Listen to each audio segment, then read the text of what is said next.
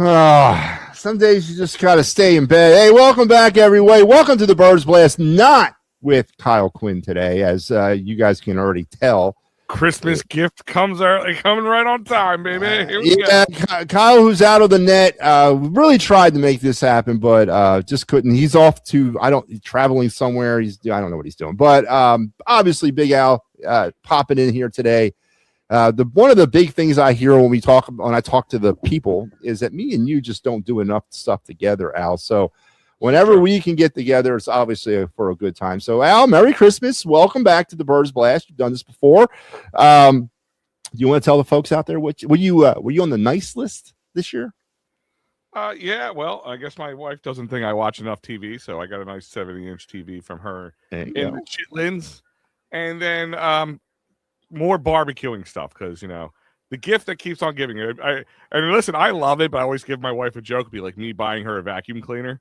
Like here you go clean the house, or here I'll go make us dinner. But I love smoking or cooking on the grill or something. So I always get a new gadget to go along with it for it. So that was mainly my Christmas. How about you, Maddie?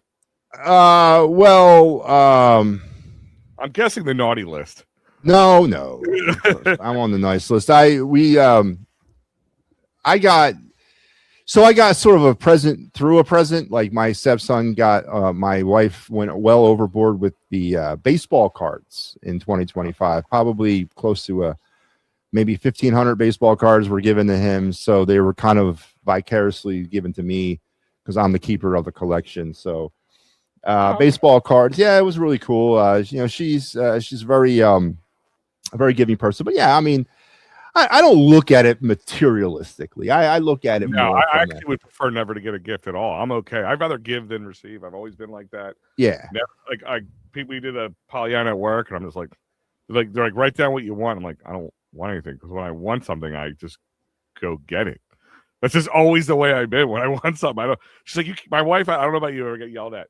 You're not allowed to buy things in December. I'm like, BS on that one. I'll buy what I buy. No, exactly. And so we did a Secret Santa with our immediate family, and I had one of the older one of my wife's older nephews, and he's a Denver Bronco fan, and he's a Pat Surtain fan. So I went and searched the internet, and I found a mini helmet signed by Pat Surtain. So that was and to see the look on his face when he got it was really kind of really nice. And see, so I enjoyed that extra step. You just didn't see. For my kids, I don't mind. I ask them what they want and all that kind of stuff. But I don't want them just to say, I want these 5 things and I get these 5 things. Because then what's the point? I might as well just take them to the store and buy those 5 things. So yeah, I agree with you. Finding the things that people want but didn't think about. Now, Eagles fans out there must have felt like they got maybe an early Christmas present last week. I don't know. We're going to get into this. The Eagles, and of course, this is the Birds Blast here on the It's a Wrap Sports Network, with your boy Matty B on the call, and joined today by my special co-host Big Al Zaffiri, the host of the newest show here on the network, the Philly Friday Frenzy, that will be seen exclusively on this network and on Fridays at 9 p.m. tonight. Yep. Episode what? 2? 3? This will be 3. Episode special 3. Special holiday version. I'm gonna be honest, not a ton of Philly sports to talk about outside the Birds the last week. So I have some interesting gift discussions to go over tonight, and I want everybody's input. So I look forward to seeing you all tonight. So make sure you're there tonight. And I did the final word last night. I feel you. It's really hard to kind of talk sports on coming off of a day where there were no sports on Christmas Eve. And then trying to sort of blend and weave all that in. Yeah, it's a challenge, but we're up to that. Christmas wasn't much better, to be honest with you. No, it was not. But we got to backtrack to last Saturday at 5 p.m. The Eagles played the Commanders in Landover, and the Philly Eagles came out of that with a 29-18 win. Al, coming off the heels of a 31-0 win over the Las Vegas Raiders and then beating up on the Commanders, it seems to be a renewed sense in this team's, the Eagles' identity being found. Where do you come out on? Are you pulling much from these 2 games as far as we kind of head into the playoffs? Yeah, we clinched the NFC East 2-time now, the NFC East champs, first time since the 03-04 Eagles have repeated in the end, or anyone's ever repeated in the NFC East. But I want to look at this thing not necessarily from the standpoint of Saturday's Commanders game, but as we move down into the playoff stretch, are you feeling any better about this team and the overall ability? I have to say they're feeling better in the sense that they don't seem so hapless, because that's what it kind of felt like maybe the weeks before, like kind of shooting themselves in the foot a lot, but how many penalties they were getting in a single game, balls that were being dropped that should have been caught, Jalen Hurts making very un-Jalen Hurts type call, especially in that Chargers game, which we all would love to just forget ever existed. I mean, I kind of looking like that 40,000 foot view right now, not just of the Eagles, but the NFL right now. I mean, give the Eagles a little credit, I guess, for credit's due. We've known how hard it is to change coordinators as often as we have. Detroit got a firsthand flavor of it, and they're not even in the playoffs this year. The Chiefs coming off the Super Bowl, a Super Bowl loss. That team looked very hapless, very injured, and of course the injury to Patrick Mahomes, but that's not why they lost the season. I'm just kind of looking at the NFL overall. It's a lot of new blood kind of coming in, getting their chances. But I think the Eagles have a very, right now, health-wise, how things are standing, if you start getting Lane Johnson back, if the playoffs start right now, they have as good as a shot making it back to the Super Bowl than any other team in the NFC East or NFC, if not the NFC East, because none of them can make it, except for us at this point. But any team in the NFC to go be seated as the Super Bowl representative. What a shock, because I feel completely different than you do. Because one, and this is what infuriates me about homers, man. I hate me a homer. I cannot stand homers. Homers represent the Philadelphia Eagle fan base so badly. And this is where I'm going to hit back on you. I don't give a rat's ass what's happening around the NFL. I don't care who's struggling, who's replacing coordinators. This is the defending Super Bowl champion Philadelphia Eagles. And for you to sit here and tell me that what's happening in the NFL has any bearing on what the Eagles are and what the Eagles' chances are winning a Super Bowl, it to me, it's like you're grasping at something to hang on to when you know that there's a problem with the team. And this also, in my opinion, humbly, of course, I don't take much. I'm very reserved in my opinions. I don't, but oh man, somebody just went from the nice list to the naughty list with that lie.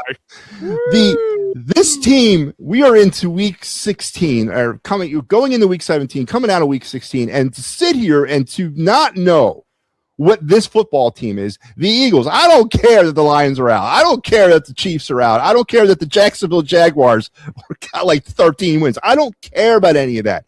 But to sit here and look internally at the Eagles and say, after week 16, maybe, they're getting better, but we really can't put our fingers on what this team is in 2025, and we're about out of time in the regular season. It's a huge red flag for me for the Eagles to go out, compete, get back to that Super Bowl, and win it, and to, yes, usher in the Eagle dynasty. So I cannot disagree with you more than I am right now. Well, it doesn't make you less wrong. Let's just throw this out there. I know what you think, and you think it's a homer aspect look, and it is 100%. No, hold on. And it's also a way of looking at things like, well, if everybody else is doing bad, but don't tell me that having a weak division, giving a person a chance in the playoffs doesn't help a team make a playoff or make a playoff run, or what's going on around with any other team. There is some to look. I'm not sitting there saying that the Eagles don't have any problems, and that would be a lie. But let me ask you a question. Do you think the Bills are a really good team? We're playing against them. Do you think the Bills are a damn good team, right? The Bills are, I think they're a very good team. They're a perennial. They are a team that could be there at the end. Of being a Super Bowl contender, at least AFC championship game, right? Yeah. Well, if you look at the Bills, there's a lot of similarities to them and the Birds, right? Yes. So, Josh Allen is a top-tier quarterback. The Eagles have a very good top-tier quarterback, like it or not, Matty B. A really good defense on both sides. What did you say about the Eagles having a top-tier quarterback? They have a top-tier quarterback. They have a middling quarterback. No, they have a top-tier quarterback. No, they don't. He's not top-tier. Okay, all right. We'll go back. Are we not calling elite anymore? Now we're tiering this thing. You're putting Jalen Hurts in the top tier. We're not calling him elite. Who do you think's elite at this point?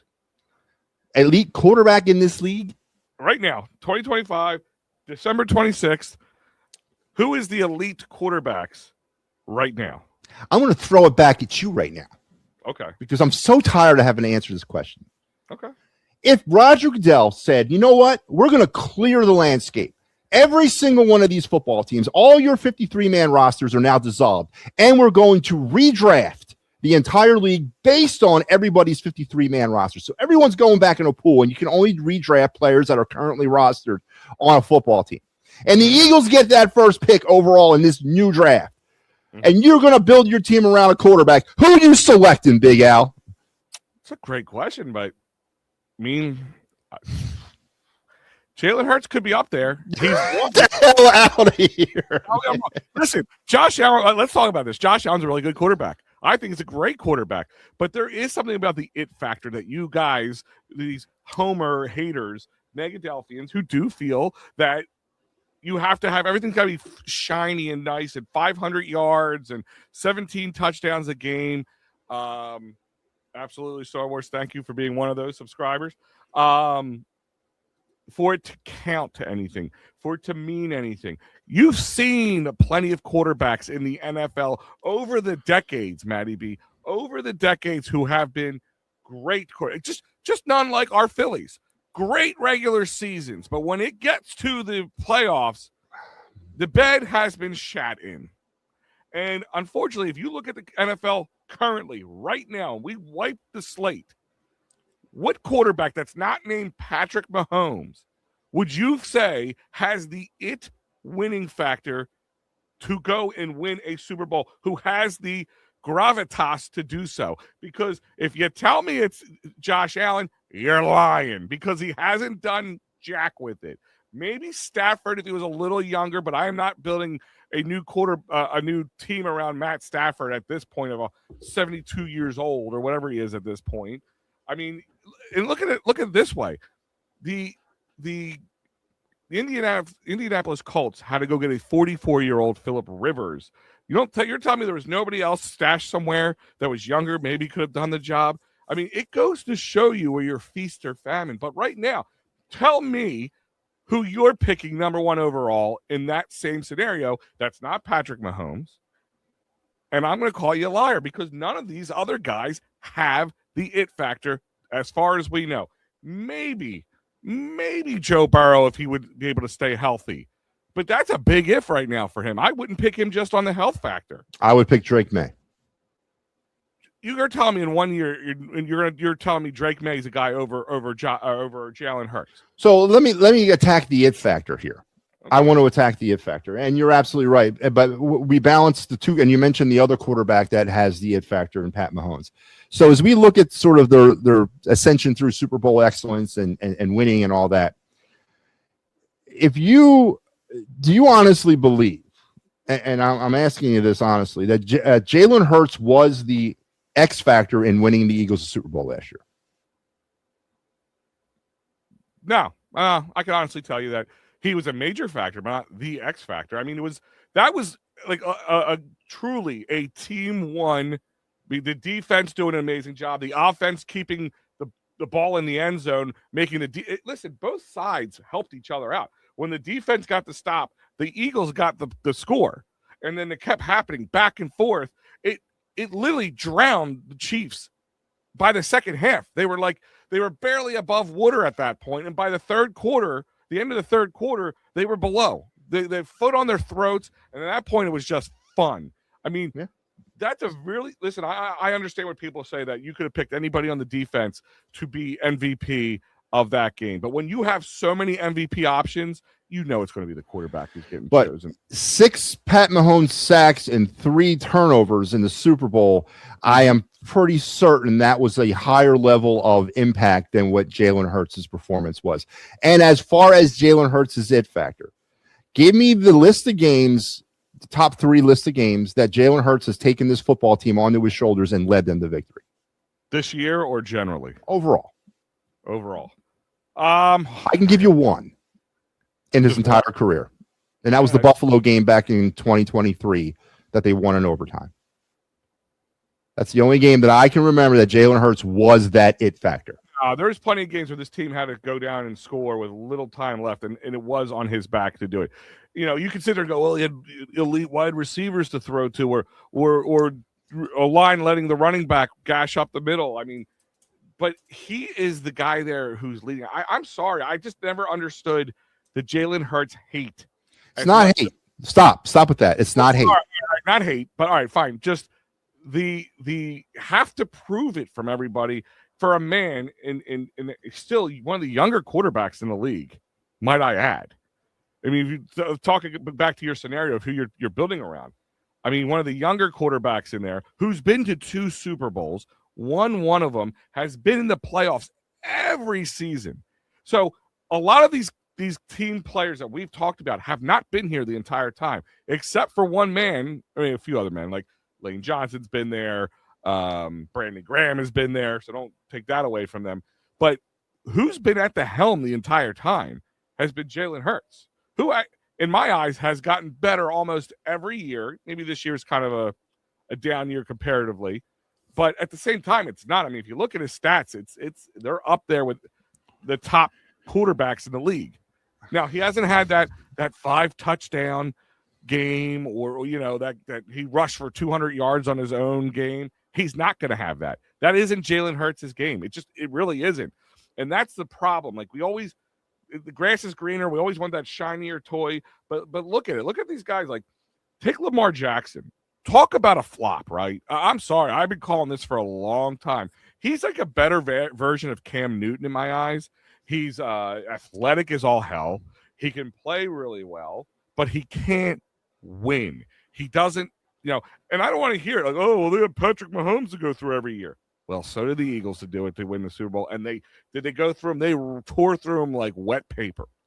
And yes, did getting all those sacks and pressures on him in the Super Bowl help him? But again, if it was more like what we've seen maybe over the last half of this year, where the Eagles defense is doing a yeoman's job, but the offense really wasn't, and it was keeping games closer than they should be, but keeping them winning. If that was the way the Super Bowl went, I could agree with people more. But how anything is. How when you lead a game, I don't care if you're coaching or playing, when your offense is clicking, your defense can be looser and play and make big plays. And if you don't make them, it's not as harsh on you, and you don't kind of beat yourself up. Same thing with the offense. If you're not if the defense isn't making the stops, you're not going to throw a bomb down the middle to Devontae Smith to kind of seal the goddamn deal in the Super Bowl. So you have to take all of it. It is 11 men on the field at one point, or 22 men altogether who make that happen. So to sit here and take Jalen Hurts out of the equation and say he doesn't help that win, could you have plugged in another quarterback in a game like that and maybe put Josh Allen in there or Joe Burrow or any of these other guys and still came out about the same? Maybe. But Jalen Hurts has the it factor that allows that swagger to happen. It's something you can't find. I mean, as a guy who coaches young kids, there's times I look at kids. This kid's got all the talent in the world. This kid has the ability. He's a mental wreck. He's just immature, or maybe mommy and daddy are yelling at him too much, or whatever the reason I have to deal with. It's not billionaire problems. But the same idea is, if mentally they're not there, we can do all you want, but they have to mentally be able to do it. No, and I agree. And listen, I go along the lines of the Jalen Hurts hate thing. Yeah, I'm speaking from this side. I don't hate Jalen Hurts. I think he's a good quarterback, 100%. Could there be a lot worse quarterbacks that's behind center right now? Hell yeah, I've seen some of them firsthand. Could there be some better quarterbacks that are behind center? 100%. It's not the fact that Jalen Hurts does not do well when he's back there. I'm not questioning that. He's a starter at this league, at this level. But what I do question is this over-the-top gushing about his ability as a quarterback from the homers. He's not something generational. He's not elite. He's very good, and it's been very good for the Eagles. And it's okay not to have an elite quarterback and still win. Trent Dilfer proved that as well throughout his career. Nick friggin' Foles has proven that. So it's okay. It's one thing to win one and not have to be elite, but it's one thing to keep going back and being in the He's only won one. Okay, he lost a shootout to Pat Mahomes in the first Super Bowl. Yeah. We forget that. And then this other thing, this Super Bowl trophy MVP or the Super Bowl MVP moniker that people give him. When the hell did the Super Bowl MVP become better than winning the NFL MVP? Why do we have to regurgitate that he won the popularity contest in Super Bowl 59? Listen, let's be honest. If you win the MVP of the league that year, 9 times out of 10 it is a goddamn quarterback who just put up the most shining stats. Let's just throw it out there. No, absolutely. In this case, the Super Bowl is just in one game. It's the same thing, but in a smaller capsulized area. That's all the difference is from Super Bowl MVP to. I think they're both crocs. You know what I mean? Like if in my eyes, if say it's a close game, like a Super Bowl, it's a really close game, and a wide receiver makes some juke move where he should have been down, game over, got past the defender and scored the game-winning touchdown, or a running back does it, or a pick six that puts a team over the top. That guy should be the MVP of the game no matter what, because if it wasn't for him, that game's not won. Yeah. But when a game happens the way it did, when was the last time you watched just a throttling of a team in the Super Bowl and against where a guy who you would think would do the throw, in all honesty, if a magic genie came out to you before the Super Bowl last year and said, I'm not telling you who wins, but one team will just utterly dominate the other team offensively as well as defensively, what do you sit there going in the back of your head? Oh, it's going to be the Chiefs. Yeah. You're like, God, we're screwed. I'm not even watching. I'm not even getting up for this one. You know what I mean? That's what you're thinking. So that did you only just dominate in a Super Bowl against a team that's been there more than you have at this point, the only team, might I add, and against a guy who you would put the word generational talent on, would you not? On him? On Jalen? No, on Patrick Mahomes. Pat Mahomes is probably going to finish in the top 3 all time as the best quarterbacks in this league. Absolutely. And I'm not going to argue those facts. Point being is, when was the last time you saw anything in that way against any team? Yeah. I mean, that doesn't happen. I rarely have ever had a Eagles game in my life that was what I call, outside maybe the Raiders game recently, but I mean, on my hand I could probably count 1 or 2 total where I had stress-free football watching the game happen. And one of them is a Super Bowl, Matty B. Yeah. Who would have thought? First half, it was historical. I agree. But from now on, though, Al, my point with this whole Super Bowl MVP thing is from now on, whenever you address Nick Foles, I want you to put the Super Bowl MVP in front of his name, too. Don't we all? No, we don't. Okay. Well, we don't even remember Nick Foles' contributions, even though the man's got a statue out front of Lincoln Financial Field. I do. So, I mean, the Philly is Nick Foles. I mean, that's right. He called it. They ran it to perfection. He caught the touchdown. I mean, if you don't remember Nick Foles, that's my thing is it only took 2 good games for Nick Foles to get a statue out front. Nick Foles' career is somewhat of an anomaly. I wonder if all he needed was someone to say, "You're the starter," and for good or for bad, and we'll get. I wonder how further his career could have gone here in Philly than it actually did. Maybe if Carson wasn't there, or if Carson, I'm thinking Andy Reid days with Mike Vick, those early days. If someone would have just handed the reins over to him and said, "You know what, you're it," I wonder how it would have went. Well, let's be honest. I mean, Nick Foles had we'll call it career farts, not brain farts. Yeah, he did. I mean, he left here. He couldn't fly. Was it St. Louis? He couldn't fly in. Couldn't fly in Jacksonville. Couldn't fly anywhere. No, well, he left here. Went to with the Rams. Yep, was done there after his first year. Was done. Then he went to Kansas City and backed up there, and then he came here and backed up, and then down to Jacksonville, and totally was terrible. But it's just like what makes the Nick Foles argument so hard is that he is a puzzle piece that just fits into the Philadelphia Eagles puzzle. Absolutely. But I don't know. Like, he had a really career. I mean, with that Raiders game where he had 7 touchdowns or whatever. 7 touchdowns. His shoes or with a ball or whatever in the Hall of Fame now. So there's Nick Foles. There's Nick Foles' career numbers as an Eagle up there. That's his numbers up there. Okay. And I balanced this stat. This was at the end of last year. So these numbers for Jalen Hurts have changed, but this was where they were together as quarterbacks at the end of last season. Yeah.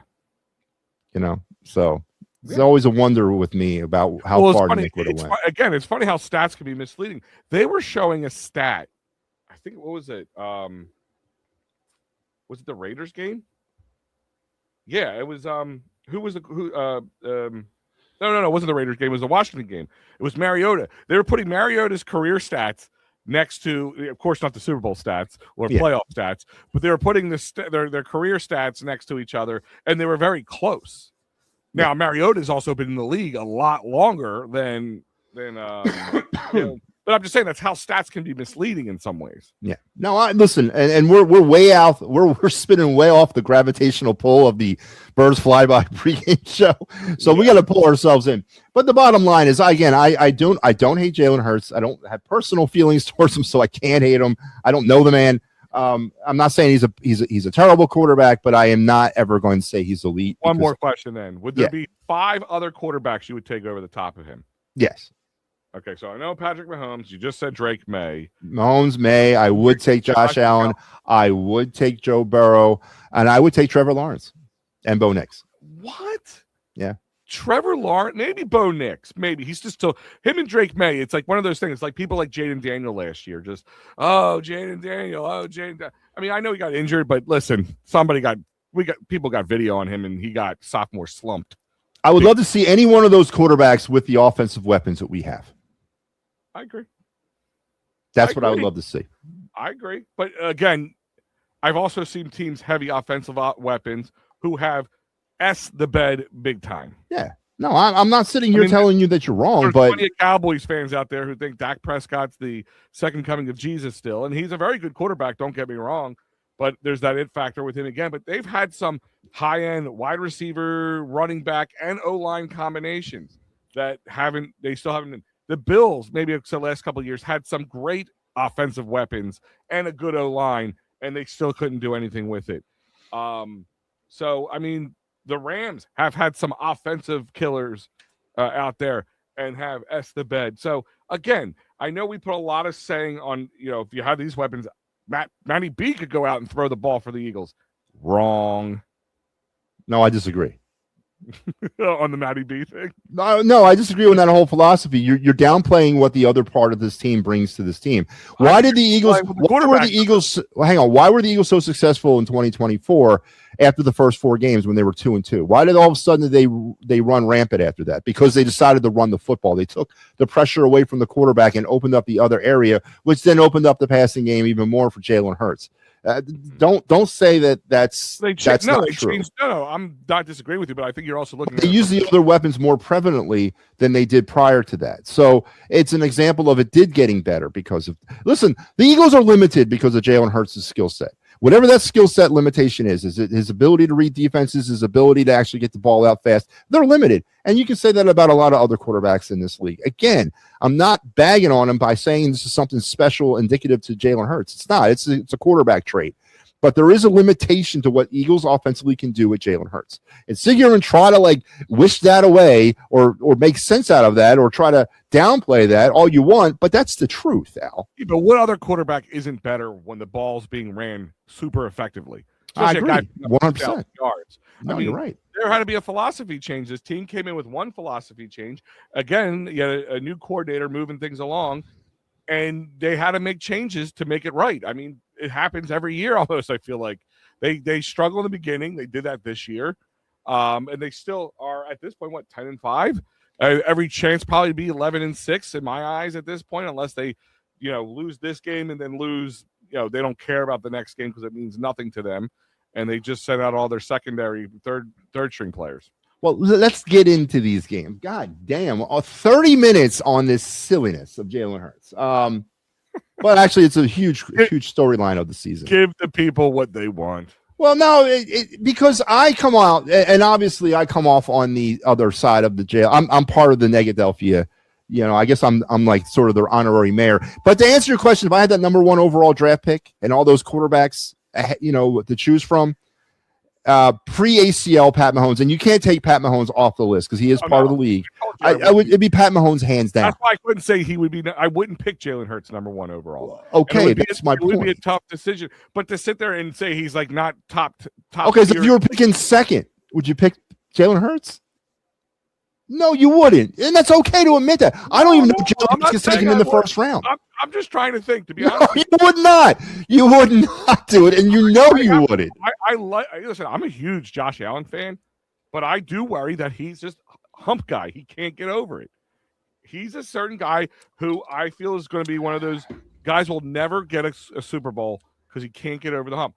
Like what you fear about, and I fear about Bryce Harper being. Is that elite superstar who can do really well, but just may never get that ring that they were hoping to get, that championship that they were hoping to get? Because I'm looking right now. I'm just looking at the teams right now who are currently in the playoffs, at least the playoff talk, because you can actually put the Panthers, Steelers, and Texans in that. But I mean, I can't say I want Bo Nix over him. I can't say I want Drake May over him because there's too early to make a decision on them right now. Trevor Lawrence, you're insane. Okay. Josh Allen, like he'd probably be maybe the second guy if I'm not picking Jalen Hurts. Matt Stafford's too old. Jordan Love, I think, is extraordinarily overrated. Don't forget Justin Herbert. Justin Herbert, another one, extraordinarily overrated. He beat the Eagles with one hand.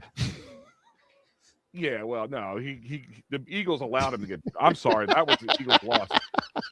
Sam Darnold. I mean, and what's the guy from Chicago? What's his name? Caleb Williams. Caleb Williams. I think he's not that. I think he's good. I think he's going to be a lot. Okay, again. Sit here and tell me you're going to take Jalen Hurts number 2 overall in the Matty B redrafted of the NFL. All 53 players, every player on every roster.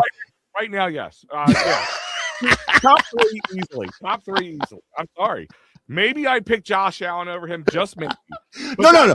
I want you to sit here and tell me it's Jalen friggin' Hurts I'm taking. Moving on. It hurts. There it is. Excited. Taking it to the bank. Man, this is what homers are, man. You can't have a conversation with a homer. All right, let's get back to the game because we got conversation brings you. I got to get through the Commanders into the Bills. So listen, 29-18. Yeah. You know, it's not 29-18. It's 29-11, but keep going. Okay. First half was a little bit of a different type of football game. Eagles walked out of there with a 10-7 lead, starting with the very first play of the game, the Kobe fumble on the kickoff. And then you kind of opened up the door for the Commanders. But for the Eagles' standpoint, the defense once again rose to the top, limiting that opportunity to a field goal and then pretty much shutting down. Well, I mean, they moved the football pretty effectively against the Eagles defense, but they made plays when they had to make plays. The Eagles then also did not make plays when they should have made plays, which brought back some memories and thoughts of pre-Raider game Eagles. And they go into halftime with a 10-7 lead. They come out, no Mariota, Josh Johnson.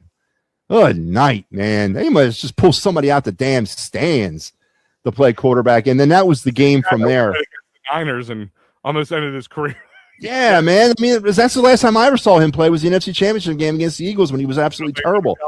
Quarterbacks in the process. And they benched him to bring back the injured Purdy. That's how bad he was. Mm-hmm. Purdy came back in that game all banged up. Oh, man. Anyway, so I know you're going to pull and I know you're going to take the other side of the coin. You're going to be like, well, they did what they had to do, and they're continuing to gain some momentum. But overall, give me your summary of that game. Like you kind of said, there are a lot of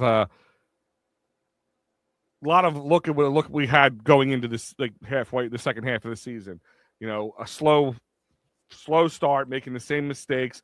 A lot of mistakes being made, but offensively just cold, not getting where they need to be. The second half, they made adjustments. What are they? This is where my argument. This is where my problem comes in with the Eagles, and it's not Jalen Hurts. It's maybe more coaching in some ways. Things work and you get away from it. They finally went to a spread offense, which opened up the lanes for Jalen Hurts to allow him to run, which worked significantly for them. Am I wrong? No. Well, Saquon also had a big day. The run game in general had a great second half. Absolutely. Yeah, Saquon and Bigsby finally gets his touchdown as a Philadelphia Eagle. All that stuff. So what did they do? They went to things that work and they stuck with it. I'm hoping that, you know, the Eagles coaching and play calling can learn from their mistakes there, because that's what Shane Steichen did. That's what and yeah, me too, Matt. Yeah, and then Matty B, you know. Yeah, Matt. What's going on, Rob? He's a good dude. I love Rob.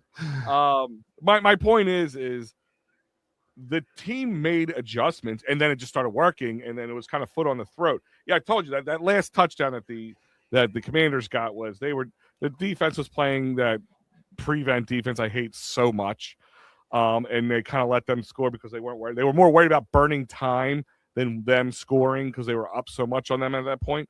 So the defense definitely did their job. Offense came out a little slow, but goddamn, the second half was a whole lot better. The penalty thing was a big difference. That was a big. What, I think they had 3 penalties that whole game. 5 for 61. Okay, 5. That was terrible. It was there were limited penalties, but they were the big ticket item penalties, the personal foul stuff, the 15-yarders. You know where does it come back to? And you know this burns me to say this, but the offensive line is where those big ticket ones came back. This could have been at least a 2 other touchdown game for the Eagles. Yeah, it could have been. Yeah. So I mean, there's a lot to be said, but I will say it's a building block, but it doesn't make me sit there and go, all right, I'm putting all my money on the Eagles to win the Super Bowl either. Like, I'm not. Listen, you call me a homer all you want, but I'm not insane. You know, Homer. I see for what it is. I see that there is still problems to be had. But let me ask you this question, because I know this is something I said. If the Eagles come out this Sunday and just wallop the Bills, limit Josh Allen to like 2 touchdowns, topped, and assert themselves offensively, play a complete game. Are you going Super Bowl bound Eagles? No, I'm not. But what I am going is, you know what? That's the game.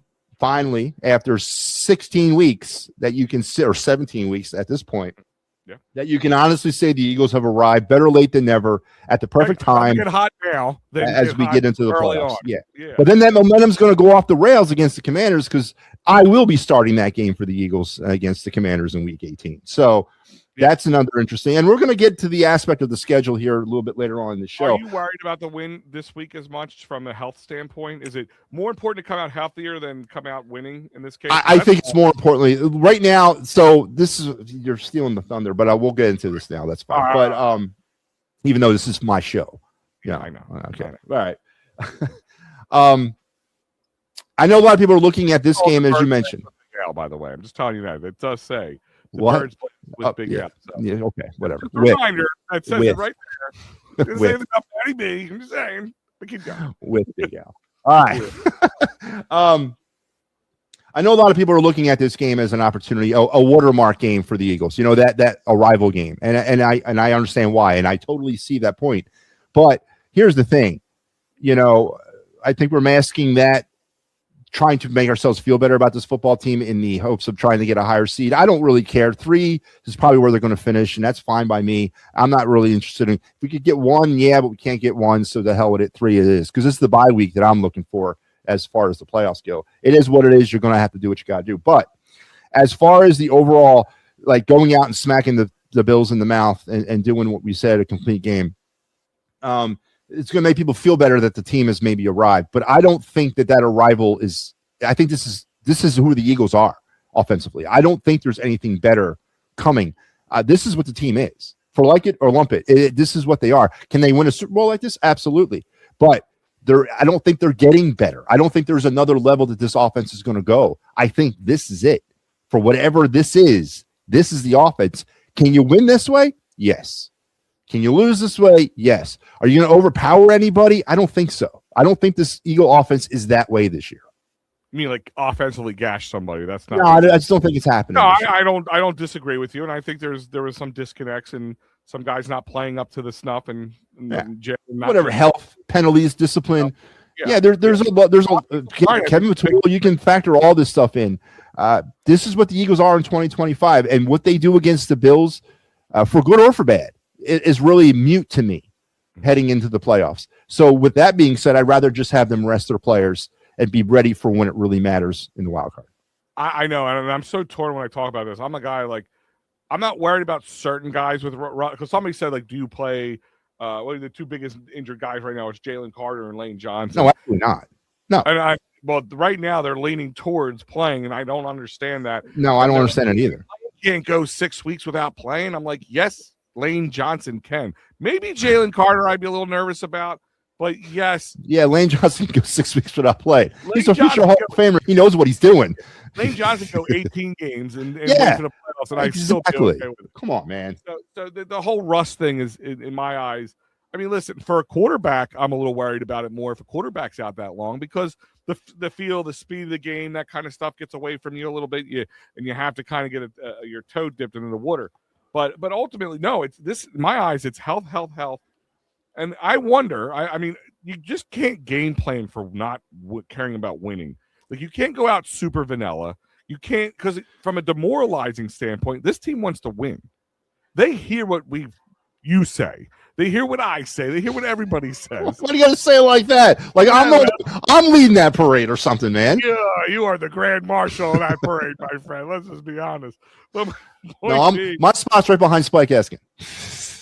Oh, well, yeah, you're right. Oh, man. I'm not going to even touch on that one. What a joke. But we'll keep going. My point being is it's really hard to game plan that way. So I think the Eagles, and I think outside of starting Lane Johnson, Jalen Carter just need to go out and play the game. Just go out and play the game. You can't go out and play not to get hurt because that's when you get hurt. Let's be honest. You can't go out there and play vanilla because it's demoralizing to the team, which could be more hurtful than an actual physical injury. Yeah.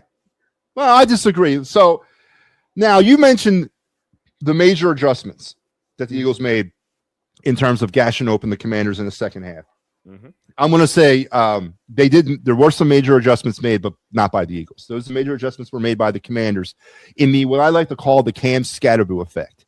And what I'm going to explain what that is, I think I might have explained it to you before. But when you're a team that's 4-10 entering into this action, and you come out of that first half only down by 3 points against the defending Super Bowl champions, you're feeling good about yourself. But the one player that's been holding it all together is now out.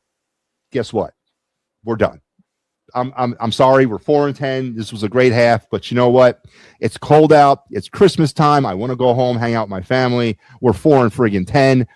Warm up the buses. Josh Johnson's going to come in. Who cares? I want to go home. So those were, in my opinion, the major adjustments made in that football game. We were by the Commanders, not by the Eagles, and that's where the Eagles sort of benefited from. So until proven otherwise, that's what I'm going with.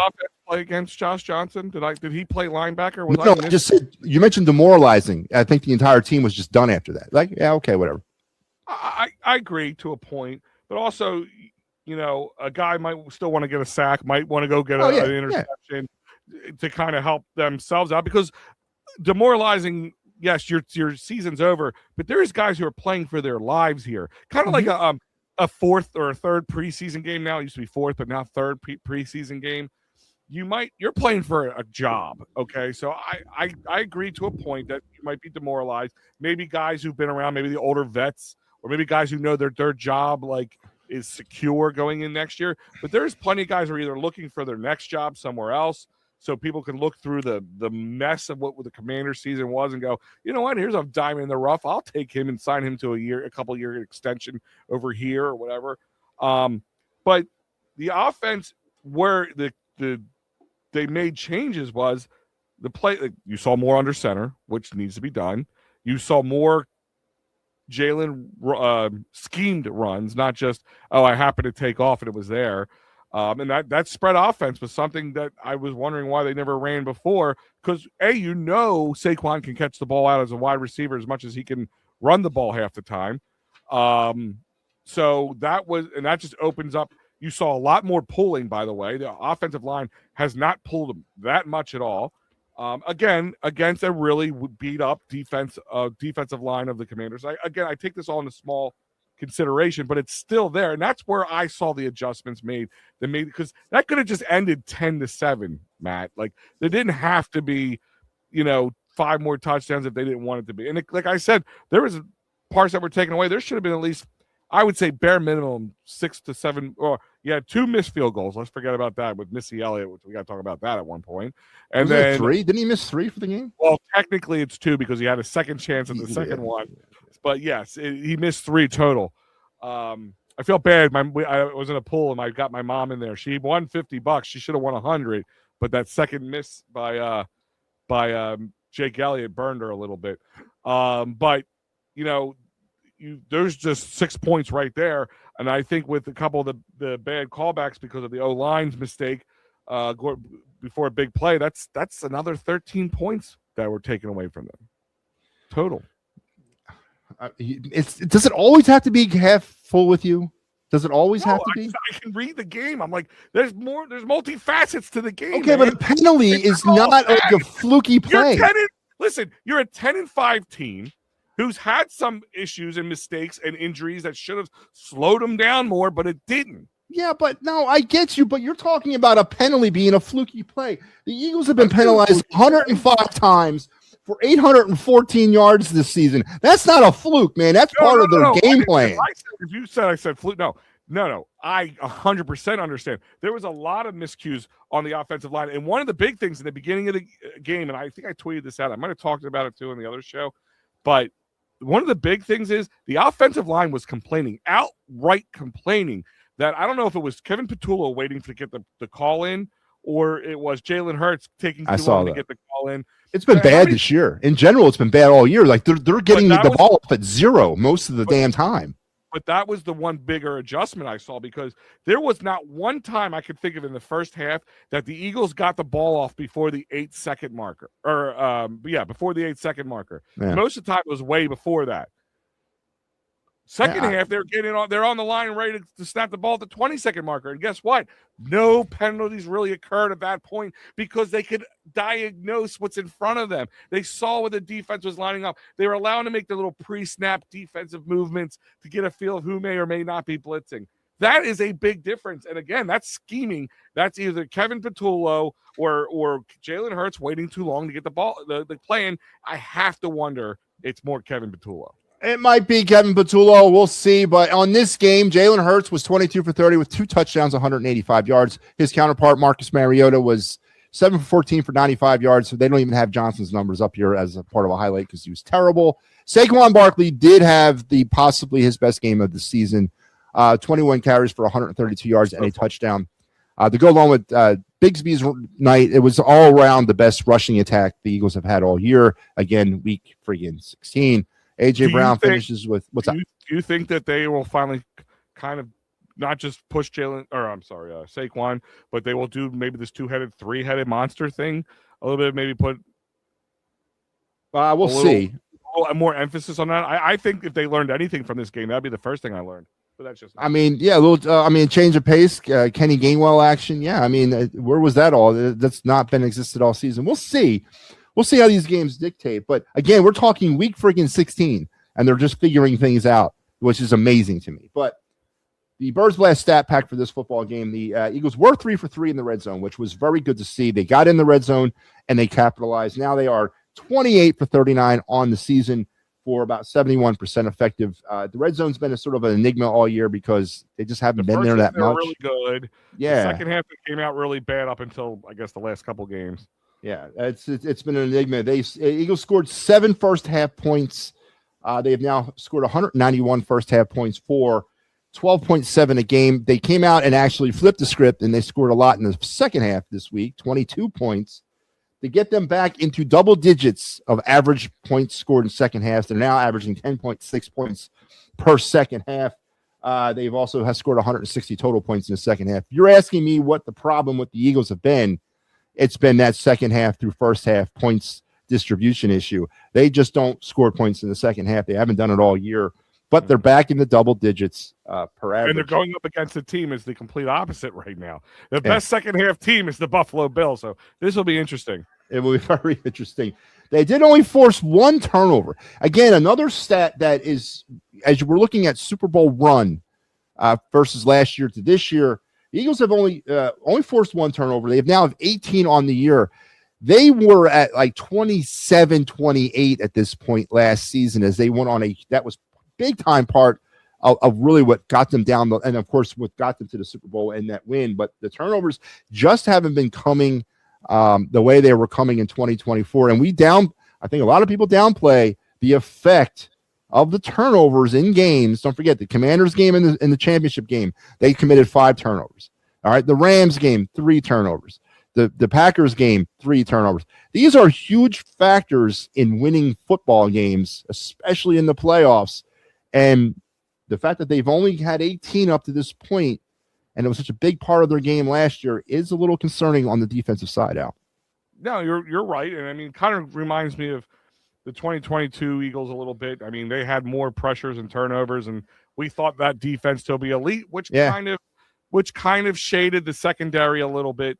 How bad they really were, I guess, because the front line was doing so much pressure. Now it's kind of, I feel like, the other way around between the injury of Jalen Carter. Jordan Davis is overall this season has been really good. He's just had some clunker games. But they have some other guys who have stepped up. I agree with you that it's really important.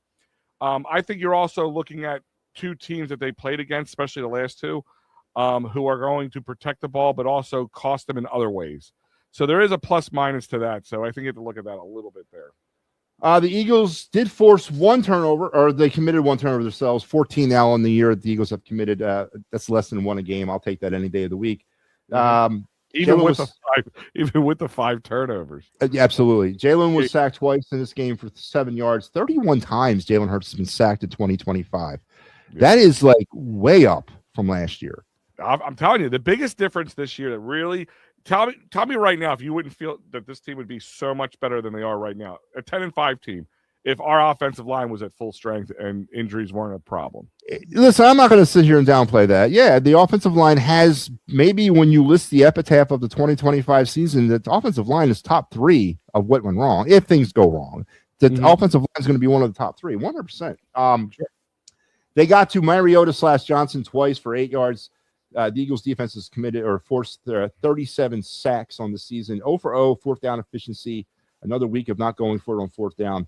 For 11 for 18 now on the year for 61% on 4th downs. All in tune to a 29-18 win over the Commanders. And yes, the elusive back-to-back NFC East championship now. First time that any team has ever gone back-to-back in the NFC East since the 03-04 Eagles have done it. And that remains to me one of the biggest mysteries in all of football, is that why it was so long.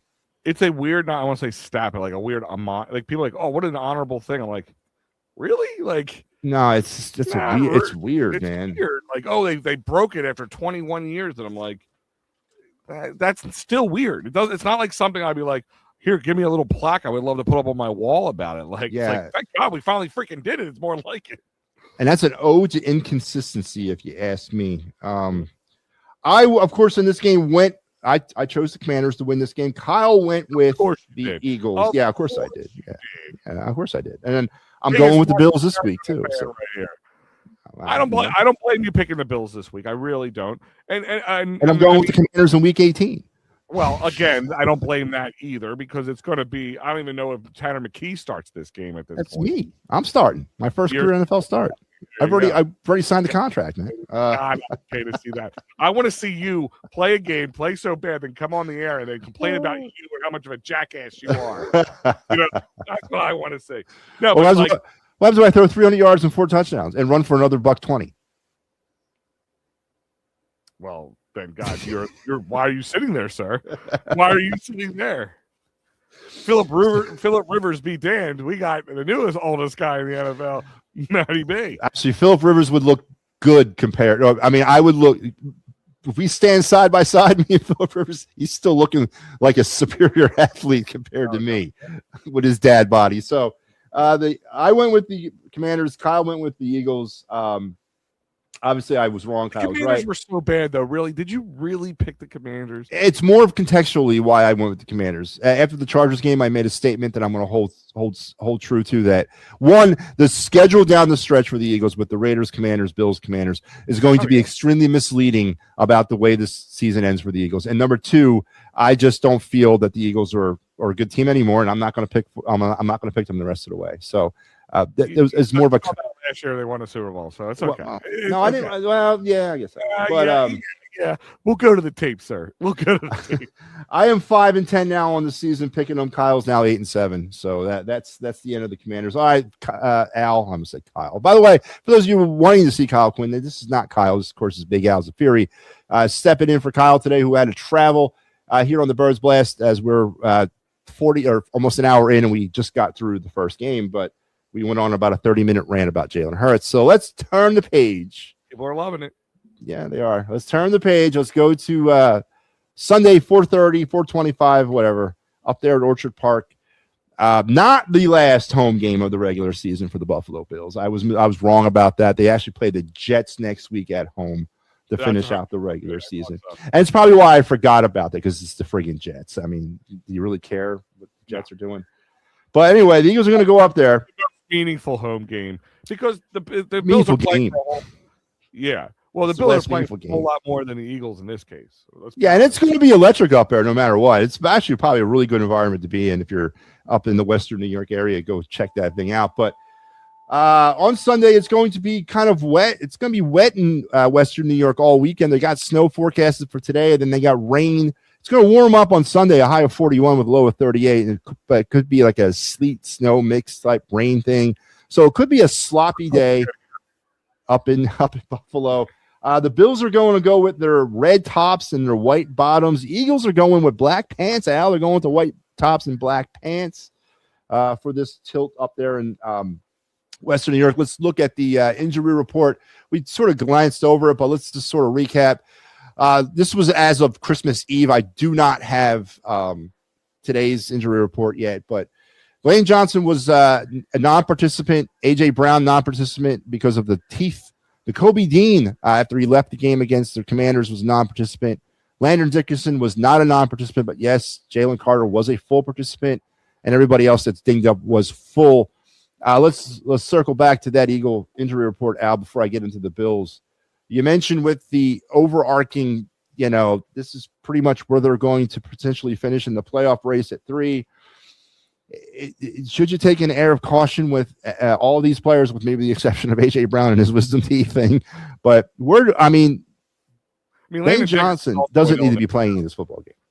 No, Lane Johnson, Jalen Carter, the two that I really don't want. Nakobe Dean, when Nakobe Dean plays, he is really good. Like that man plays. Yeah, I mean that's the biggest if, though. I mean, when he could be such a much better player if he could be on the field.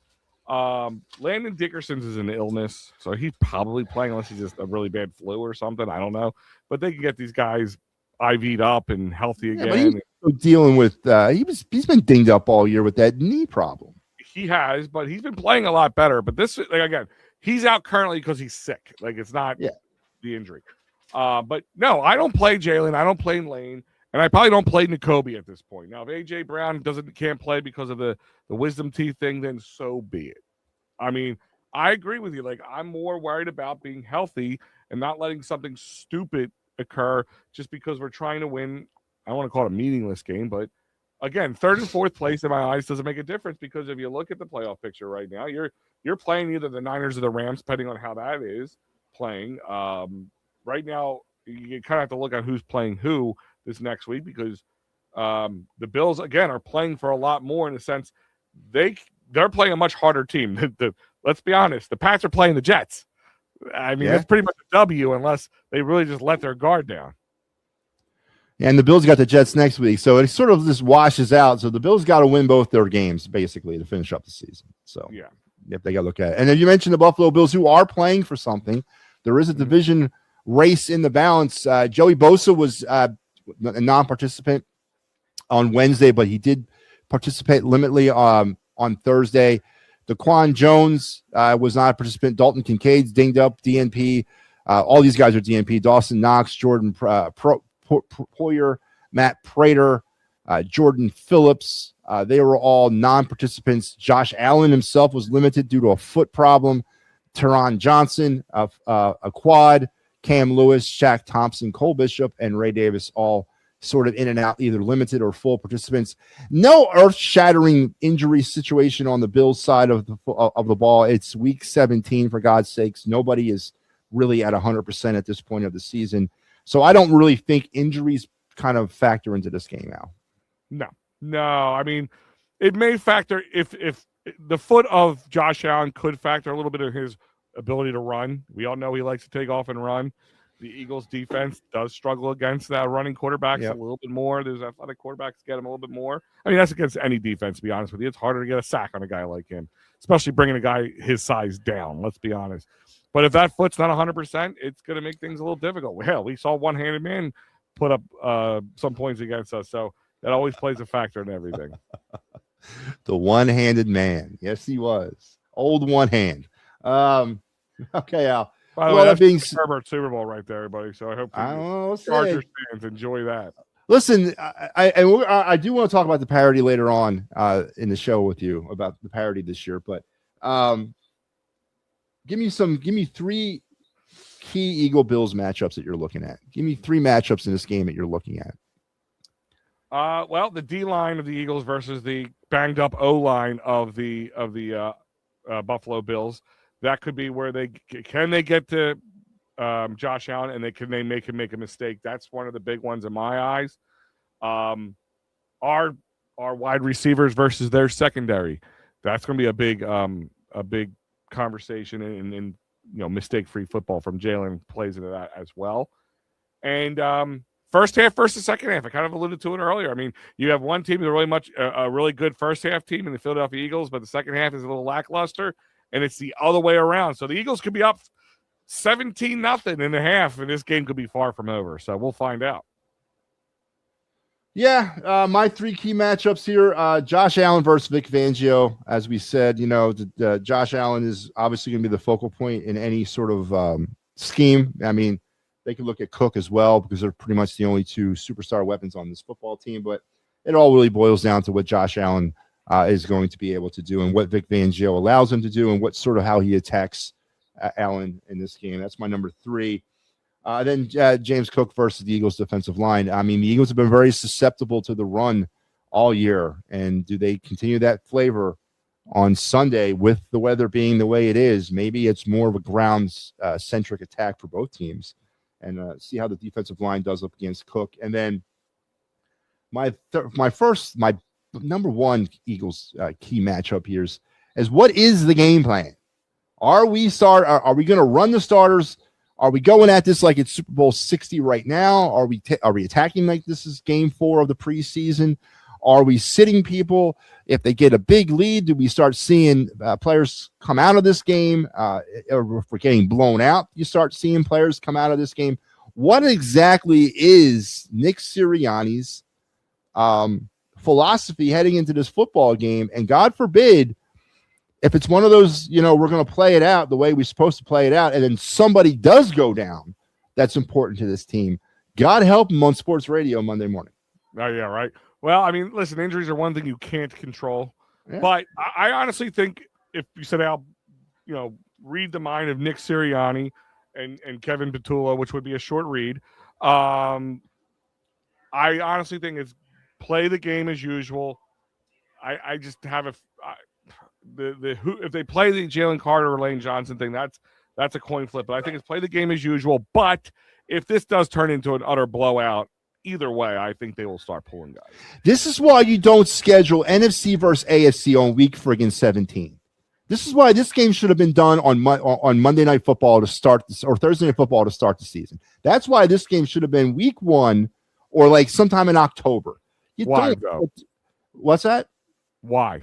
Because right now in the situation that the Eagles are in, I mean, you could flip a coin on how they're going to play this game. This would have been a really good matchup earlier in the season when it meant something to both of these teams. Sure. But I mean, let's look at yesterday's games. What a bunch of meaningless games, except for but the way they were scheduled, you can't really fault the NFL. I mean, the way the Commanders played last year, you thought that Commanders-Cowboy game was going to mean something, and obviously the Lions-Vikings, that was a god-awful football game by both those teams, and they were both 14-2 last year. I mean, I can't fault the NFL for scheduling those games in May based off of what happened last year. Well, then can you not fault them for putting the Eagles Bills? Yes, I can, because it's an outer conference matchup. This game really doesn't necessarily mean much. It does, but conference play versus out of conference play, it's not very high up on the tiebreaker. There's a lot of situations that could come into this game that would make it less meaningful. Well, look, they did the opposite with the Eagles in the sense that, usually it's like the Dallas Cowboys, the last month of the game, we see them twice, or season we see them twice. They knew the Cowboys were going to cowboy it up, and they put them in the beginning of the season just to make it worthwhile. And they thought the Commanders were going to be this stroke in the Commander. And they just go. I don't know what they do next year. I guess I guarantee it's going to go back to the Cowboys next year. That's how they're going to roll it. Yeah. I mean, the Giants are moving. Yeah, they're not going. And they're not going to trust the Commanders next year at all. I honestly think the Cowboys blow it up. But, hey, we'll talk about that post. Yeah, they might. All right. So, Al, with all that being said, what are your Eagles' keys to victory? Your 3 Eagles' keys to victory. Again, we've talked about this to nauseam, and I'll say it one more time: is mistake-free football. It's such a cliche thing to say, but it has been. When the Eagles play better, the mistakes have been lessened. I'm going to go with what you talked about earlier. It's a very important stat: the turnover game. Let Josh Allen will throw the ball into traffic, make him make a mistake. We know he can do that. Yeah. I mean, for a guy who slings the ball like him, for him to throw a turnover, it's not unheard of. So make him make a mistake and capitalize off of those mistakes. And special teams. Special teams. Got to see something from them? All together. Like, Covey's got to stop. And Jake Elliott's got to get his head together. I mean, a couple things. Yeah, special teams is a definitely interesting story to keep an eye on as we move through this. My 3 keys to Eagles victory are number 3, kind of going off of yours, just play way you can play and build off of those wins against, if you can take anything from those 2 wins, continue to try to play a complete game. Waiting 16, we haven't seen the only complete game. The Raiders game was a complete game, and then maybe no.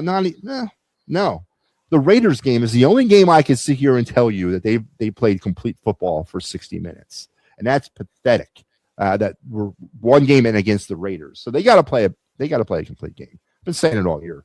My number 2 key to Eagles victory, right? As you said, man, don't be vanilla. Just go. Let's have some fun. Play football. Play friggin' football. And if regardless of who's out on the field, regardless who's starting or who's playing, play football. If Tanner McKee's out there, let him air it out.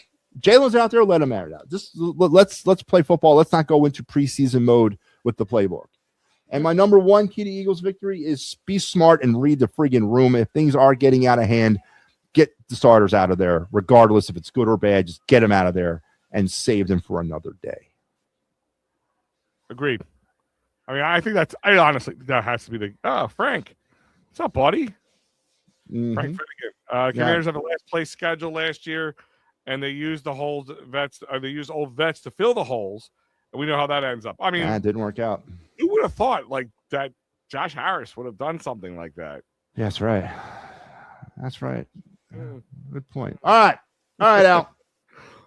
So this is our time in the show where we take we make our game prediction. You give me a team who's going to win, a score, and your game MVP. I'm going to recap. I got Kyle's stuff here, so I can already give that. But we'll start with Al first. Al, who's winning this game? What's the score? And who's your game MVP? This is a tough one. This is going to go down to the mat in my eyes. I'm going to say the Bills win this one, honestly. I just think they're playing for more. It's going to be more juiced up there. I think the running game's going to come into play a little bit more here, and that's going to hurt the Eagles' defense just a little bit. But I think it's going to be 27-24 Bills. And who's your game MVP? For both teams, or is it just no? Just give me the one guy that shines brightest amongst them all. Cook. Cook he'll gash maybe 2 touchdowns and 150 yards, 150 yards, maybe 175 all purpose. They'll throw the ball occasionally to him. Kyle's going with the Bills as well, 24-23, and he's also going with James Cook as his MVP. I'm also going with the Bills in this game, 28-21. Going to win. All right. Woo! Yeah, I'm the Eagles are going to win. I'm going with the Bills 28-21 with Josh Allen as my game MVP because I think we're going to actually see elite quarterback play on Sunday. And it's I not think from Frank Finnegan is agreeing with us. I think he has Bills win game close 24-21. That's what he has on his here. Or it gets away from the Eagles early. They go into this thing with not the right intentions or the intentions of resting players, and it does get away from them early, and then they just sit everybody and it gets out of hand. Or the other way. Yeah, I really do. That could be very demoralizing. Yeah, no, it can be. Yeah. All right, Al. This is a part of the show where we do question of the week. I pride myself on giving Kyle the best that he can chew on. Mm-hmm. And this question kind of is along the lines of the rest, don't rest type thing, but it's more holistically involved with the schedule and using the last bit of the season. We can't control how the schedule's done. You can't control how these teams are going to sort of work out. But when you've had such an up and down season like the Eagles have had, and you're coming off that game against the Chargers where they looked at times, I know you might not look at this, but they were, to me, overmatched in that football game by the one-handed man. That's what I saw. They were overmatched by themselves, but we'll move on. But you wrap the season up with the games between the Raiders, 2 with the Commanders, and the Bills sandwiched in. The Eagles are a good football team. There's no questioning that. The Eagles are a very good football team. Any NFL team would ask for it, in my eyes. But we're not looking for the Eagles to be a good football team. We're not looking for the Eagles to win their division. We're not looking for the Eagles to win the conference. We're looking for a repeat and the dawn of the Eagle dynasty. Sure. Does this schedule, Raiders, Commanders, Bills, Commanders, is this going to provide more false hope, more false promise, more fugazi information for the fan base than anything else heading into the playoffs? Or is this, like a lot of homers are saying, the get right period of the schedule that can only benefit the Eagles heading into the playoffs? Well, it's only get right because you need to get right. Now, if the Eagles came in this year and they were just, bulldozing teams and winning games and, 12 and 13 wins already, this last 4 games could be very misleading in that sense. But when a team struggled on certain areas of the game of offensively, getting a taste of how to run the ball correctly, and just remembering how to play mistake-free football and giving you the opportunity to work out things that you usually don't get in weeks, 12, 13, 14, and all that stuff. That is a little bit of a plus or a feather in the cap to the Eagles at the right time, at the right moment. So it all really, like I said, all depended on how this season played out. But the way it did, it's a kind of a gift that they sorely needed, because if you're going up against like the Broncos at the end of the season here, the Rams, we saw them at the right time in my eyes. Even the 49ers, you got some defenses that are playing really well. It would have been really hard for them to get right and feel right. So that's how I look at it. Okay. Mm-hmm. Okay. Hey, I appreciate your honesty. No, I don't know how you can pull anything positive about the way the schedule has worked out for the Eagles down the stretch, with so much question about this football team. In your defense, you couldn't pull anything positive out of unicorns. No, I'm not taking my normal stance here. I don't know where you can pull anything positive out of beating the Raiders 31-0, out of beating the Commanders 29-18, and then whatever happens to the Commanders in Week 18. I don't know how you can pull anything like, yeah, man, we've right the ship. But we've struggled so mightily. Even in our wins, we've struggled to play complete football. I think this is going to boomerang on the Eagles and work against them, especially the friggin' fan base, heading into the playoffs. Listen, you're not wrong for feeling the way you feel. I'm not. That's why I'm not. If you notice, I give you a hard time, but I'm not actually arguing with the way you feel. I know. I'm not arguing with you. I'm not arguing with the fact that people should feel a little frustrated with this team. I also understand the game in the sense that there's going to be times when teams win and they're not going to always be pretty. And there's just more, like you said, there's only one pretty win they've had all season. Like, I'm looking at the whole season. Like, yeah, I mean, the defense even wasn't great one day and the offense was good, or the offense was not good and the defense was good. And that seemed to be more of the story, especially in the last half of the season. Good defense, lackluster offense. But if it can allow the O-line and to get better and healthy, and the run game come about, I mean, this run game, Saquon Barkley getting hot. Tank Bigsby is running really well too. Getting hot right now. that could be really beneficial to the Eagles moving forward. It could be, and as Frank Finnegan says, if teams can't stop the run in the playoffs, they're going to get hurt and damaged and killed, and that might be a problem with the Eagles. They've struggled with that all season long. I agree. Listen, Al, again, I want the Eagles to win, and that's where everybody seems to get this thing wrong. That I'm a hater. I'm not. I want them to win. I'm having trouble because there's such an opportunity right in front of this team, such an opportunity with the parity in the league right now. The Chiefs out, Lions are out. There's some heavy hitters, perennial heavy hitters that are no longer part of this. The Eagles have it right there in front of them. And I just don't think they're in the best position they can be right now to do that. And I'm thinking an opportunity is going to pass by. Listen, there's 100% an opportunity for this team to get passed by on the mistakes that they've made. But that's the thing about sports. You need to make mistakes, but you have to be able to learn from them and not have them at the worst time. And if you want to take any positive out of the negatives, hopefully that's what happened for this team. They've made the mistakes throughout the season. They were able to keep their head above water, stay at 10-5 currently, and go into the playoffs and listen, like looking at it right now, let's look at the playoff picture right now on the NFC side. You got the Seahawks, you got the Bears, who are two teams who don't have a lot of playoff experience right now. So that plays in the Eagles. The Niners do, but that they've kind of been out of it, but back in it. And the Rams do. Jordan Love and the Packers have a little bit of it too, but I think they just slink in at this point. I mean, outside of the Panthers, pushing them in and pushing them out or whatever it is. Not Panthers. No, I think it's pretty locked up at this point, right? Who am I missing? There's one spot left, and that's the NFC South champion. Yes. But the Bucs have a slight chance. So right now, It looks like it's going to be the Panthers.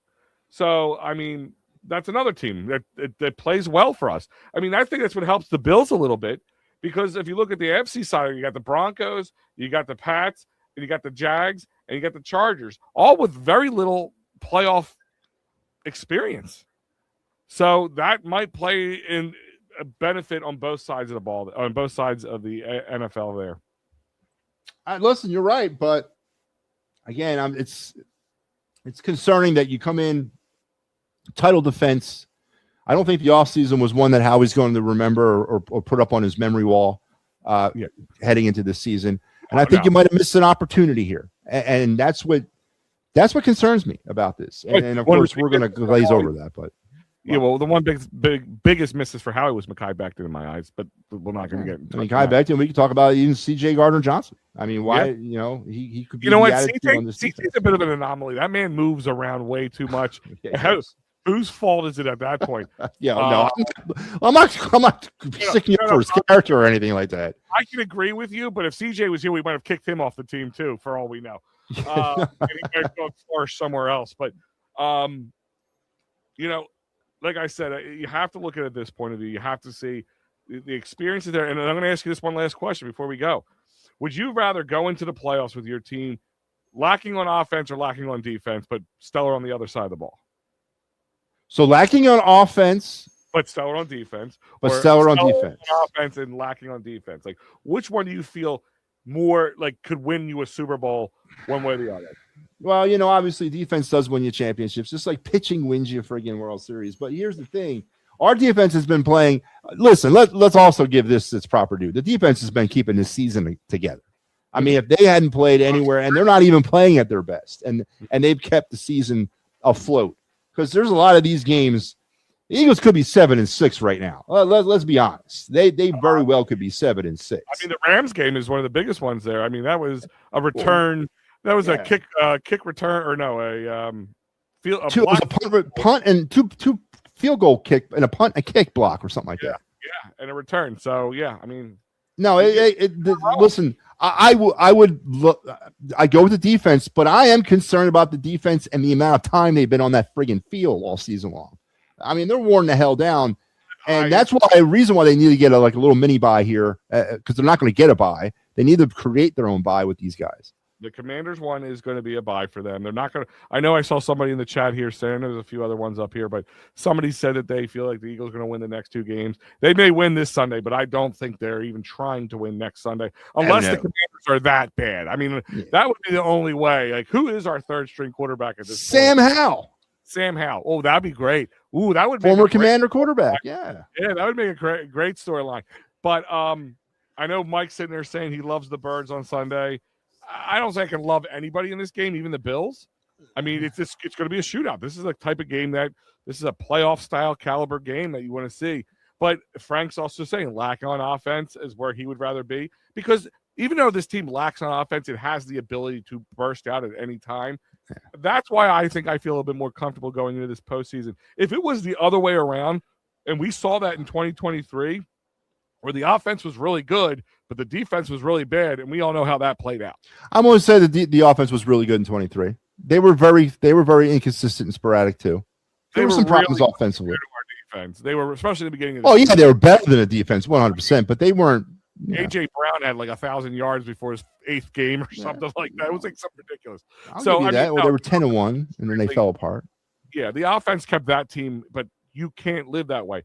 That's why the running game is going to be really important. Not just about 150 yards and 2 touchdowns for Saquon Barkley. It's about giving that defense that blow. Not going out and throwing the ball 3 or 4 times, and then boom, we're back on defense again, or throwing the ball in turning over the ball and we're back on defense again.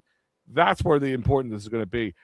I that's why I feel more comfortable saying that the Eagles could make some more noise in the playoffs than most people think, because of the defense, not so much the offense. Here's breaking news. Homer Mike Lauro loves the Eagles on Sunday. You heard it here first. I am breaking the news, man. Homer Mike Lauro likes the Eagles on Sunday. I know. It's okay, Matt. It's okay, Matt. I've been dealing with this for the last hour and 22 minutes. It's shocking. Well, we got one more segment. We're not done yet. I know. I'm just letting them know. All right, so let's go to now. This is a part of the show where I like to walk you through my NFL picks from Week 16. I do this every week. I've been doing it for years. All games. We recap Week 16. We're going to look at my picks for Week 17. And I want to get your picks as well. So here we go. So for Week 16, I was 9-7. Not my best week of the year. 9-7 for the week. I am now 153-81 on the year, which I am very happy. That's a very good record heading into Week 17. I've been more right than wrong. Just pick'ems. I'm not doing spreads. We're doing pick'ems. We're doing old school type of football. Now the Thursday games, of course, I did pick these games, and I'm going to give you my picks here. Okay. I took Washington. I took Washington to beat Dallas, because I'll never pick Dallas for anything.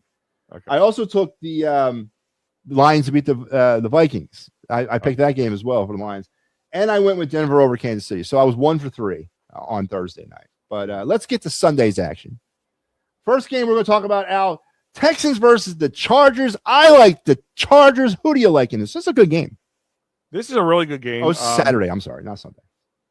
Oh, yeah, that's right. It is tomorrow. It's at 4:30. Yeah, Saturday. You got 2 games tomorrow. I actually like the Texans this one. Texans are playing really good defense. Justin Herbert, he's won the last couple games. One-handed man. Yeah, I think this is where it kind of – and the Texans are playing for a little bit more. So I'm going Texans win this one. The Chargers to me have been the team of they've had really decent regular seasons, and then they just fade away.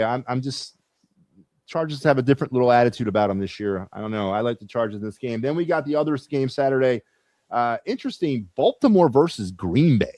Both these teams are playing for something. Baltimore needs to win. They need to win to keep their hopes alive in the North. Right now, according to the NFL playoff picture, they are currently 8% chance of winning or going to the playoffs. Yeah. If they win, it just bumps up to a measly 22%. So yeah, this is they're playing for all the cards.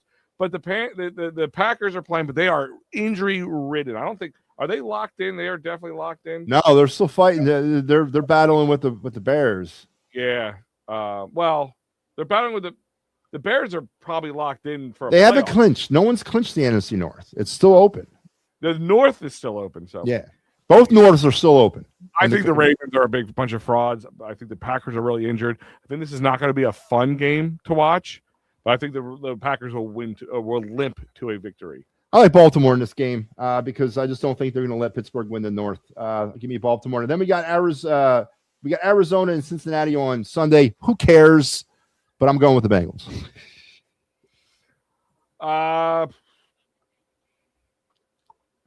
Yeah, I'll go with the Bengals. What the hell? Pittsburgh and Cleveland.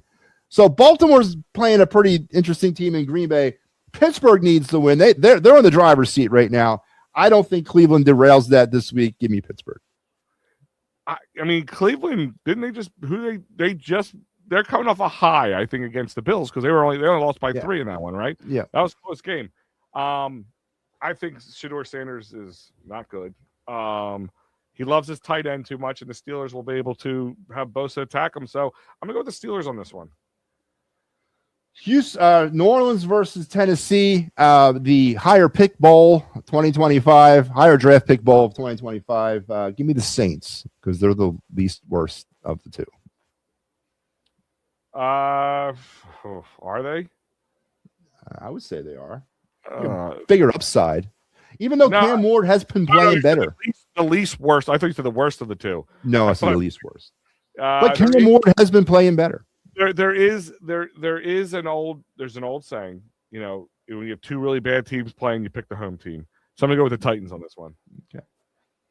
Do the Titans go back into the draft next year and draft another quarterback, or are they going to give Cam Ward a second year?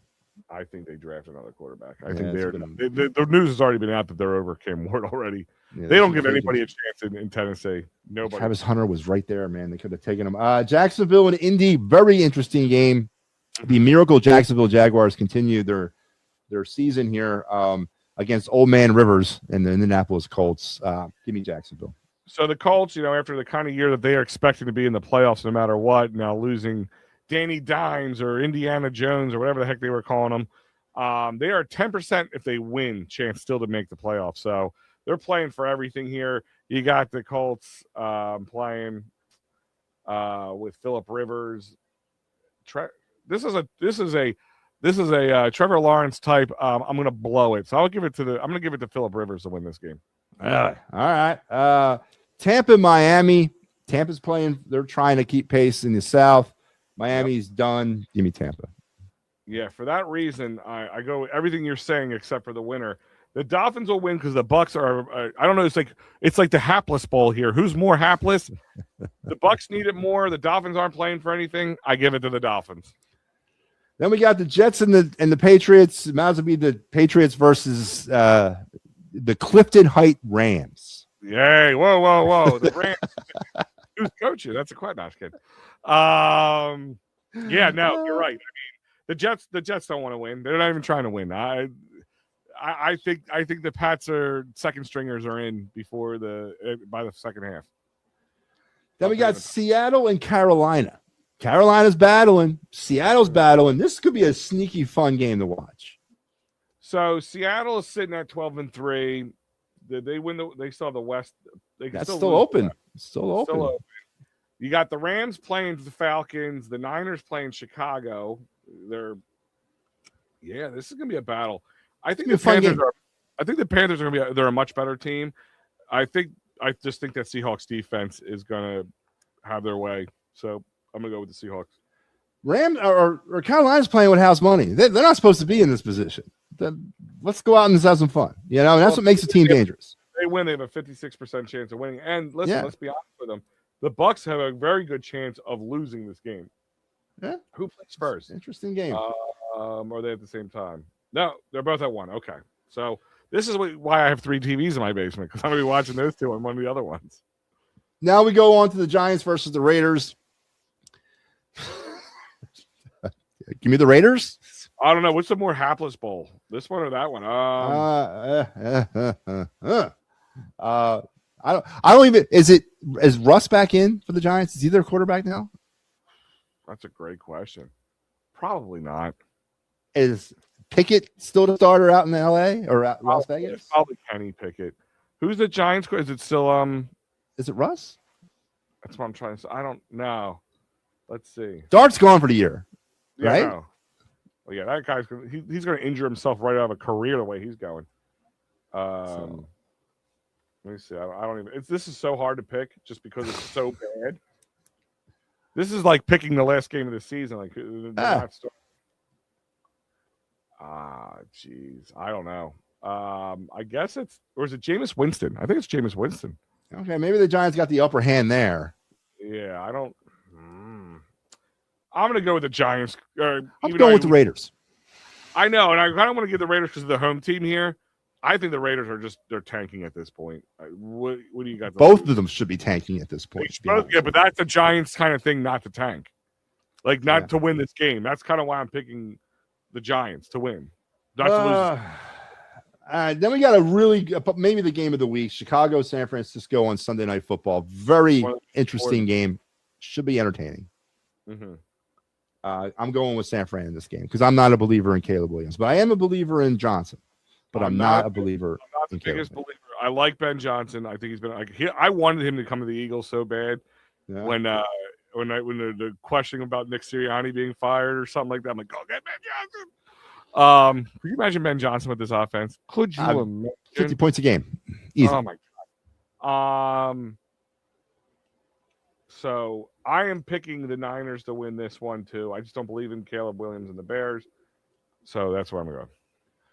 And then our finale on Monday Night Football is the Rams and the Falcons. I don't think this is a good game at all. Give me the Rams.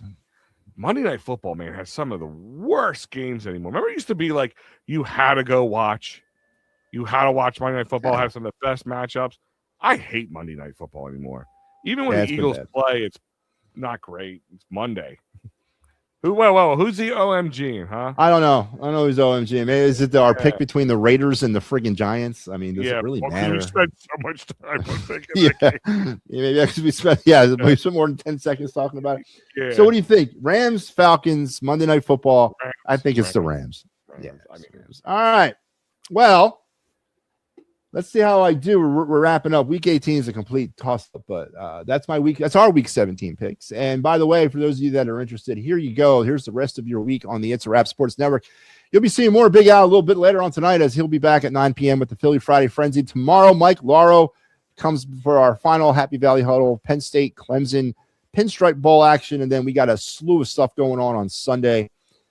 Capstone by the Flyers Kraken postgame at about midnight on Sunday night as the Flyers are heading out west to do their annual pre-New Year's Western Canada, now Pacific Northwest trip. Mm-hmm. So there's your stuff on the It's a Wrap Sports Network for the final. After that winter break, did they go west? It's always been like that. I was going to say, it's not just me. Like they do. No, I grew up that way. That's the way it's been always. Watching Wayne Gretzky at 1 o'clock in the morning on like December 28th has always been a special treat for me as a kid. All right, Al. Thank you, Big Al, for stepping in for Kyle Quinn. We will be back on the Birds Blast. It's been confirmed. I've already got Kyle to confirm. New Year's Eve at 4 p.m. is when we'll do the next one, the Week 18. Probably, I don't know what's much to talk about in that one, but we're going to do one next week. And but I want to thank Al for stepping in and tell the good folks out there, Al, where they can find you. Well, Big Al Sports on X when I'm active is when I can be. Tonight again, 9 p.m. I'll see you guys for the Philly Friday Frenzy, which is always a fun time. We're gonna do a little conversation about I got top 2025 gifts that are out there. I want to know what you guys got for holidays. Are you more gift givers or more receivers? And also we're gonna talk about the last 40. I figured I'm 42 years old, so I'm looking at the top presents from the last 42 years that we're selling. So we're going to look at that as well. So we'll touch on the Eagles a lot. Not much Phillies conversation to be had. Of course, the Flyers are on winter break. We're not going to touch on that too much. And we might even peek in on the Sixers. So we'll go from that. So 1983? Yep. Mm-hmm. Let me guess one. Can I guess one right now from 1983? Well, it's not all of them. It's like the top 10 or 20 of the last 40 years. But keep going. Cabbage Patch Kids. Yeah, I think that's definitely on there. I got to pull up the graph. That's got to be up there. It's got to be up there. Let's see. I got it somewhere around here. Hold on. Yeah, I'll save it for later. You guys need to. Yeah, have something. That's my guess. Cabbage Patch Kids. But anyway, listen, everybody. Thanks a lot for joining us for the special noonday adventure of the Birds Blast with Kyle Quinn, featuring Big Al Zaffiri today as our special guest co-host. I will see you again on Christ. When will I be back? I'll be back on Sunday night with the final word. Al will see you later on tonight, and then they'll take you, Al and Mike, pretty much the rest of the weekend along with the Pittsburgh guys, and then I'll be back again Sunday night. So you guys enjoy your post-Christmas weekend, and let me be the first. Happy New Year to you all, and we'll see you soon.